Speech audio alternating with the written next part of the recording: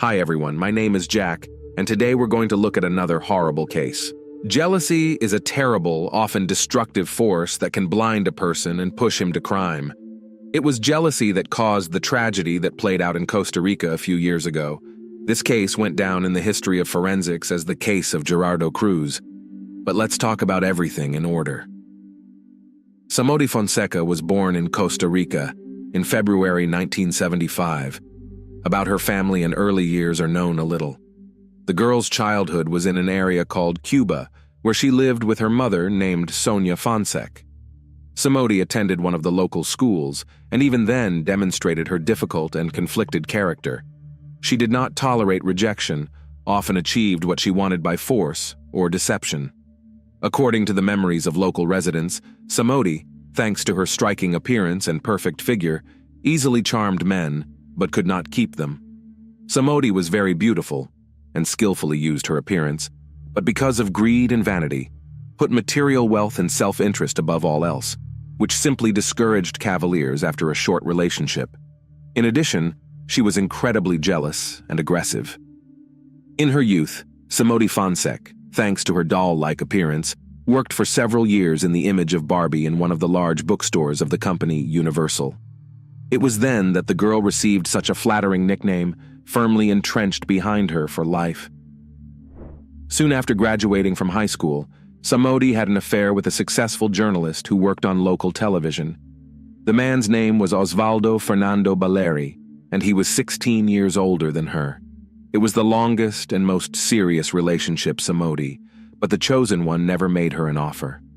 In 1996, the couple had a common son, Christopher, and a year later their daughter, Christina, was born.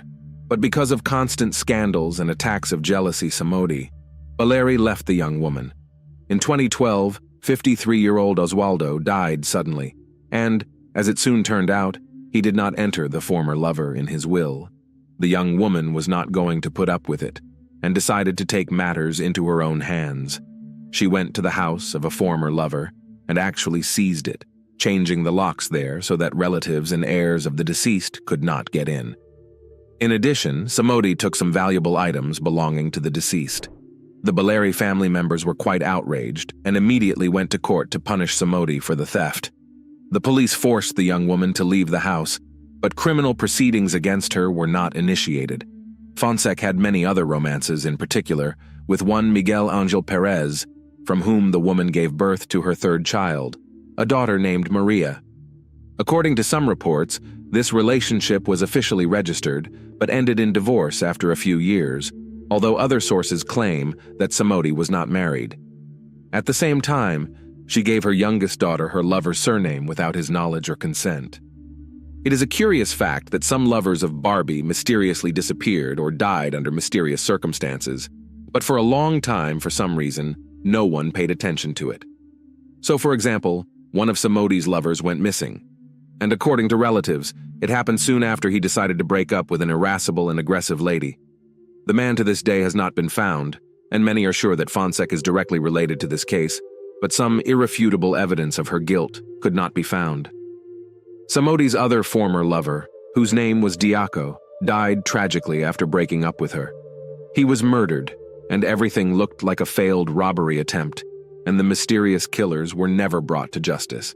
Again, everyone speculated about Samodi's involvement in the crime, but no hard evidence was found against her. However, her most famous victim was Gerardo Cruz. Cruz, a native of Costa Rica, he was born in December 1992 in the city of San Jose. His own father, the boy did not know, because he left the family before the birth of his son. His mother, Ana Patricia, soon married a man named Hermes Rodriguez, who adopted the baby and raised him as his own, and a few years later, Gerardo had a younger sister, Milena. Childhood and youth of the guy can be characterized as a calm and carefree period.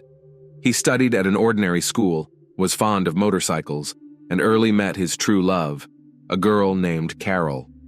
At the age of 23 years, Gerardo, along with his chosen one and their common daughter, 4-year-old Genesis Cruz, settled in the house of his aunt and uncle in the metropolitan suburb of San Sebastian. The young father took a job at a local bakery to provide his family with everything they needed. The couple was quite happy, and soon they learned about the upcoming addition to their family for the second time. In the summer of 2015, Gerardo met Samodi, who periodically shopped at the bakery where he worked. At that time, the woman was already 40 years old, but she was still quite attractive, loved to wear frank outfits and flirt. It is worth noting that with age she began to have affairs with men who were much younger than herself, because the attention of young lovers probably flattered her. Despite the almost 20-year age difference and the presence of a family, Cruz quickly became infatuated with a beautiful woman and began to secretly meet with her. She herself began to visit the bakery almost every day to be able to see her young lover, which did not escape the attention of other employees. In addition, Samodi often appeared accompanied by her eldest daughter, Cristina, who was 19 years old at the time.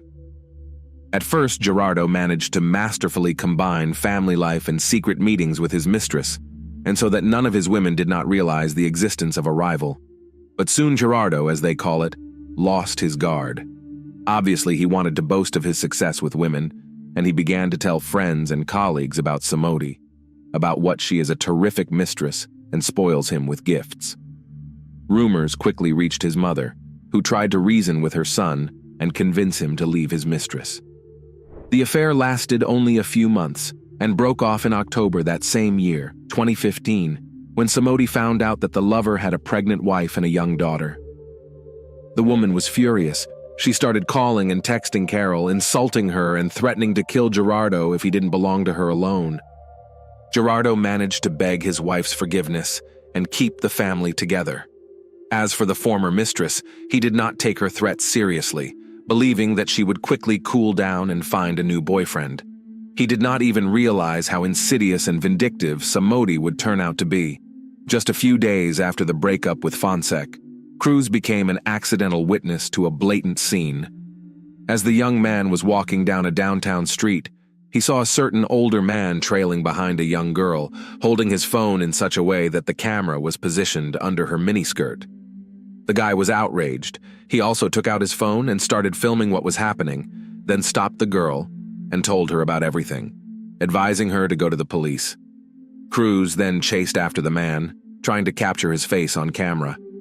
He chased him for about 2 minutes, wondering loudly if he was having a good time taking pictures of the girl's underwear without their knowledge, until the man jumped into a cab and drove away. That same night, Gerardo posted the video he had made on his internet page, and in just one night, the video went viral, as users quickly identified the elderly man as a former official, an employee of the Ministry of Finance named Luis Sulmano Delgado. Soon, the video was picked up and circulated by the media, and Gerardo himself became a national celebrity. The young man was interviewed almost daily for print publications. He was invited to television and radio programs. He talked about the incident he had witnessed, condemned the actions of the former official, and said that he had no regrets about his action and would do it again. At the same time, experienced lawyers hired by Sulmano Delgado began working against Gerardo, accusing him of wrongdoing. They claimed that the distribution of the videotape made by the guy violated the law and were preparing a lawsuit against him in court. Cruz himself was quite surprised by this turn of events and did not understand why they can judge him, and not the man who committed such a disgusting act against an innocent girl. Gerardo gave his last interview on October 7th on the air of one of the local radio stations. He was sure that he was right and believed that he had nothing to fear. The next day, Gerardo had arranged to meet with his friend Oswald after work, but he abruptly canceled the meeting, citing a sudden emergency. As it later became known, that day, he received a message from Samodi, in which a young woman tricked him into coming to the park in the evening, where he was supposed to be interviewed again. Gerardo didn't even suspect anything wrong and simply believed his former lover. After the end of his shift, he went to the agreed place, but there were not journalists waiting for him, but 2 unknown men who took away his bag, beat him and stabbed him several times in the chest and stomach, and then fled. The injured man, before losing consciousness, managed to call his friend and report what had happened, and the latter immediately called the police and medics. Thanks to his prompt action, Gerardo was taken to hospital, where doctors fought for his life for 42 days. During this time, Gerardo underwent dozens of operations. But alas, to save him failed.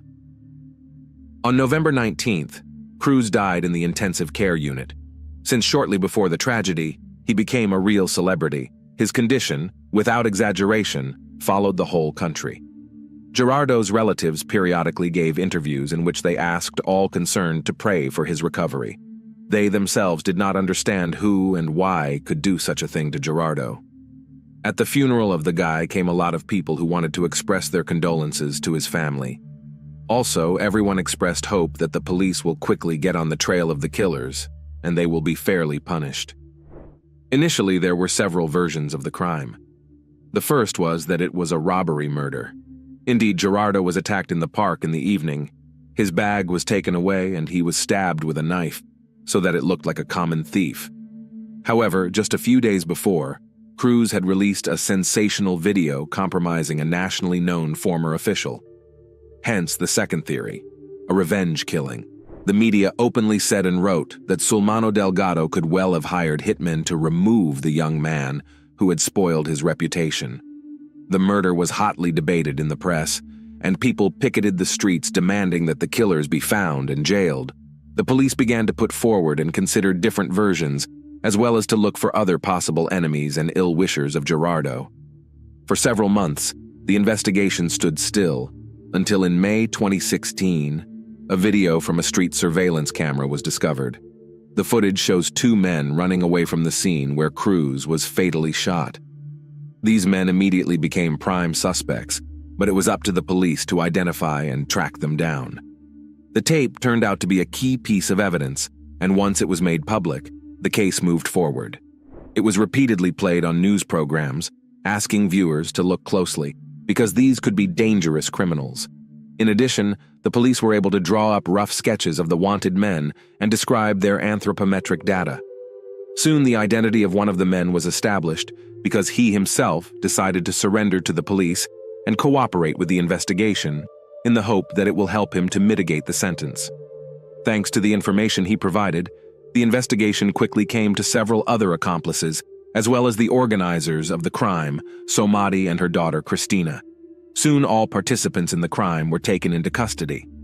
In addition to the mother and daughter, several other men were arrested. Cab driver Ronald Archie, who found the perpetrators of the murder, laborer Cesar Chavez, who acted as an intermediary, and a young minor who was directly involved in the attack. Omar Costa, who had been following the victim and reporting his whereabouts on the day of the attack, was also later arrested. The roles and connections of all the participants in the crime were established through phone calls and text messages. The murder was ordered by Samodi, who had planned the whole thing carefully, including her daughter Cristina in the details of the plan. Together, they turned to their friends Ronald and Caesar to help them find a couple of hitmen to kill Gerardo and make it look like a robbery gone wrong in a night park. They were later joined by Omar, who had to make sure the victim went to the agreed-upon location. Samodi chose the date of the massacre herself, October 7th. On that day, she repeatedly contacted all the participants in the crime, assigned roles, and made sure that everyone followed the plan. In addition, the young woman demanded that after committing the crime to bring her something of the former lover's belongings as evidence. Cruz, after working his shift, headed straight for the park. He was sure that he was going for an interview, so he tried not to be late for the meeting. But at the agreed place, he was attacked, stabbed several times, and then took his bag and jacket, which were given to the customer as evidence. The main evidence of Samodi's guilt were the text messages in which the murder plan and the roles of each of the participants were described in detail. The woman was so confident in her impunity that she did not even bother to delete them. The motive for committing such a grave crime was banal jealousy. The woman did not want to share a lover with his wife, and decided that if he was not with her, then no one would get it. She thought everything through and involved in her criminal plan her own daughter, who helped her in everything. Mother and daughter were immediately taken into custody, and the fact that to release them on bail was out of the question, because the criminals would probably make an attempt to escape and leave the country. Their accomplices also ended up in pre-trial detention, except for Omar, who was in charge of surveillance. And the youngest participant in the crime was handed over to authorities specializing in juvenile delinquency. The investigation lasted about a year and a half, and only in December 2017, the trial of all participants in the criminal conspiracy began. In addition, it turned out that Samodi had previously been brought to criminal responsibility several times. In particular, she was arrested for forging documents to receive state payments, but then she got off with only a fine. In addition, the story of Miguel Angel Perez, the father of Samodi's youngest daughter, has surfaced. As it turned out, the young woman gave the child surname of a former lover without his consent, and then through the court obtained from him the payment of alimony which she received more than 3 years. When it turned out that the whole procedure was falsified, the swindler was sentenced to 3 years in prison and a large fine. But the court took into account the fact that she had a small child and commuted the sentence to a suspended 5-year sentence. At the trial, the wife of the murdered Gerardo admitted that she knew about his affair with Samodi and that the former mistress had threatened him with death, but he did not pay much attention to the threats. The main motive of the crime, as already mentioned, was jealousy and wounded pride of the woman, who could not accept the fact that her young lover preferred to stay with his wife. Thanks to the records of phone calls, it was found out that the mother and daughter planned the crime together.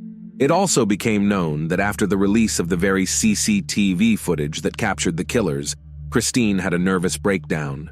She called her mother, sobbing, and was on the verge of going to the police to confess, but she calmed her daughter, assuring that the investigation will never come out on them.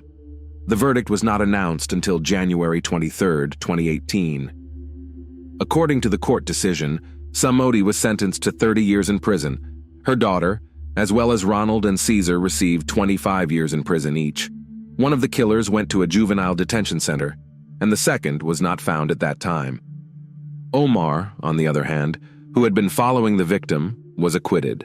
The family of the victim received $140,000 as moral compensation. After the announcement of the verdict, the relatives expressed gratitude to the court for the fair punishment for the killers of Gerardo. However, it soon became known that the lawyers of Samodi and Cristina appealed to the appeals court to mitigate the sentences. The new trial took place in November 2019. At the same time, the identity of the second killer became known, who, according to Ronald, took part in the massacre, but was not privy to the details of the plan. Ronald and Caesar also appealed to the appeals court, hoping to reduce the sentence. As a result, the sentence for each of the participants in the crime was reduced by 5 years. Now, Samodi is serving his 25-year sentence in one of the women's prisons in Costa Rica. As it became known in the summer of 2020, she registered a marriage with a woman with whom she met in prison. Her chosen name is Lindsay Diaz Lopez, and at the time of registration of the relationship, the one has already managed to leave the prison walls, released on parole, while Samodi will spend almost 2 decades behind bars. Thanks for watching. Jack was with you. Subscribe to the channel. There are many shocking stories ahead. See you again.